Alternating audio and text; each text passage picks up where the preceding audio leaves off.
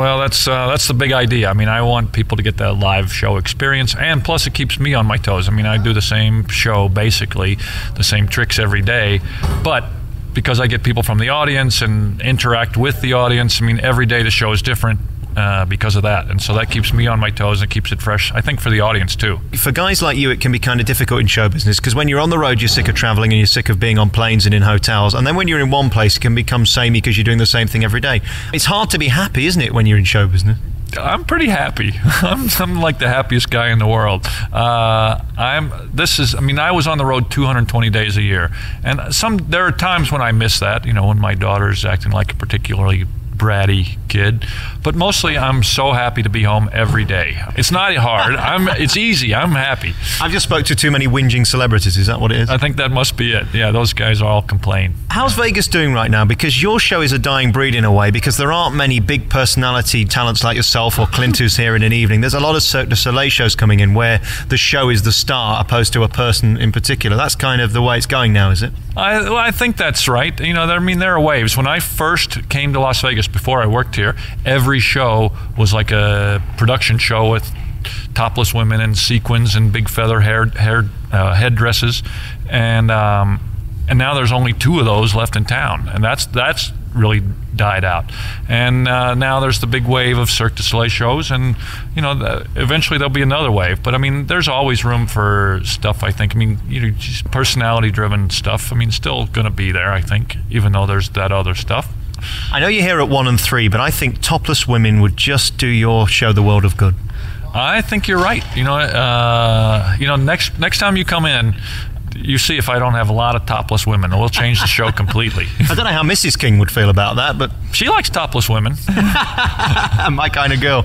Let's talk about Vegas and what it's like to live here, because presumably you can't get too involved in the buffets and the madness of the boulevard. You kind of step away from that, do you? Yeah. My house is a little ways out of town, and we come in. I mean, both my wife and I really like to eat. And so in the past number of years, I mean, Las Vegas has really become a dining destination. So we do come in town, or down onto the Strip to eat and see some shows when there are new shows or when we have people from out of town. And I'll tell you, when you move here, you get a lot of new friends that you didn't really realize you had. Your best friend who comes to visit. Do I remember you? Are you my cousin? I don't. Who are you? But we come in town quite a bit, mostly to eat. One of the things I was reading about on the plane coming here is how difficult it is now to have a one-man show, and how George Wallace was saying how he pays for his own publicity, and he virtually pays to be on the Strip, and then whatever's left at the end of it is what he makes and takes home with him. Is it very difficult being a star here? I mean, how does it work?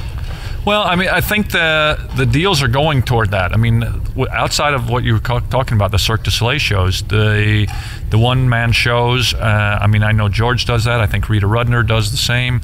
Mine is a little bit different. Harrahs pays for my advertising, but I mean, they are kind of going toward that. I mean, all the showrooms. I mean, it used to be, in Las Vegas, that they didn't even care whether they made any money. It was a losing proposition, the shows. But, you got people into the hotel. And then, new casino executives came in, and everything is expected to make a profit. So now they want to make, and the way to make that profit is to charge people rent instead of, and it's a lot less work. George Wallace, I'm sure, hires people instead of having the Flamingo do that. And I have some of that too. I mean, I have outside publicity people and that kind of stuff. It's very interesting how Vegas works, because there's the big shows, there's the huge shows, and there's kind of the mid shows, and then there's other shows, and you're all competing with each other. How difficult is it to get bums on seats? I mean, I've just sat through a 3 o'clock show and it was full. I mean, that's a miracle, isn't it? Yeah, I think every day I look out and see people, and I think, holy smoke, where did these people come from? But there are so many people in town, and the afternoon, there's not as much competition for the afternoon dollar. I mean, there are only really like 6 shows as opposed to 60. So, I mean, there is that. I mean, I have less competition. And also, I mean, the afternoon shows, it's hot here. So, you think you're I'm going to lay out by you can't lay out by the pool that long. It's too hot. So where can we go that's air conditioning and we can sit in the dark and, oh yeah, what is this, Matt King? All right, let's go in there. It's warm, it's cold, and we can get something to drink. Oh, there's a show? All right, we'll watch that too. It is interesting because I was watching the people on stage today, and you said to them, do you gamble? And they all said no. And I haven't met anybody yet on my trip that actually gambles. It seems like people are coming here for every other reason other than to put their dollars into the slots. Yeah, but I think people say that, but then you go down in the casino and, those slots are making noise. And there are people gathered around the craps tables, and there are people pushing, elbowing into the roulette tables. I think there's somebody gambling, whether people say that or not. And I think people say that here in the afternoon shows because, they've lost all their money already. And they're like, all right, no, I'm not a gambler.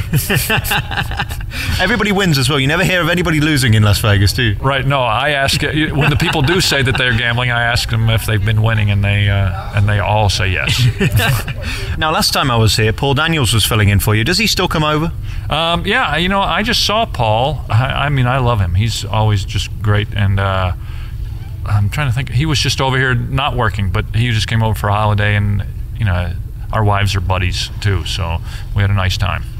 He's interesting because he's kind of gone the celebrity way. Because when I was a kid, he was the biggest thing in TV. I mean, he was just enormous Saturday night primetime TV. Recently, he's done some singing shows, variety, and I just feel so bad for it. Just stick to magic, not music. Yeah, I don't know. I haven't seen what he's been doing lately. But I do know that I think for a while, people sort of, he was just so popular, and I think people have a tendency to tear that down. If you get so, once they build you up this high, and then they're going to knock you down some. And we have the power, not you, Mr. Celebrity, I think. And so I think he's been victim of that. But I think he, when you see his show, his magic show, one-man show, it's great. I mean, nobody makes me laugh harder, and he's a great magician. Matt King, good luck with the show. It's on here every day at the Harrahs, 1 o'clock and 3 o'clock. So you're doing how many shows a week? 10 a week. I'm off on Sundays and Mondays. That's ridiculous. We need to get a new contract where you do maybe 2 or 3 shows a week at the same fee. All right, yeah, you work on that. You put a man on that. Good luck here in Las Vegas, and thanks for talking to us. Thank you.